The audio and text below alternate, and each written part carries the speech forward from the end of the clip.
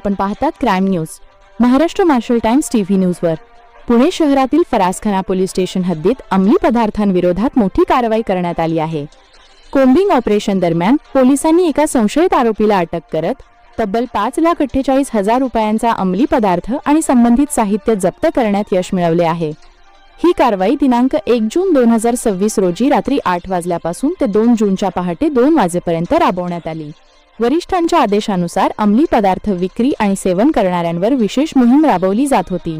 दरम्यान कसबा पेठ परिसरातील विशाल अपार्टमेंट जवळ पोलिसांना एक इसम संशयास्पद हालचाली करताना आढळला।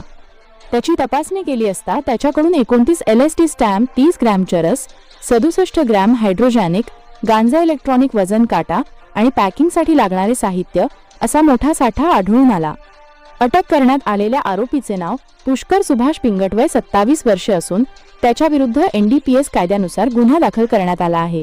या प्रकरणाचा पुढील तपास पोलीस उपनिरीक्षक संतोष गोरे करत आहेत। ही संपूर्ण कारवाई पोलीस आयुक्त श्री अमितेश कुमार यांच्या मार्गदर्शनाखाली फरासखाना पोलिसांनी यशस्वीपणे पार पाडली आहे। क्राईम न्यूज अपडेट पाहण्यासाठी पाहत रहा Maharashtra Marshal Times TV news.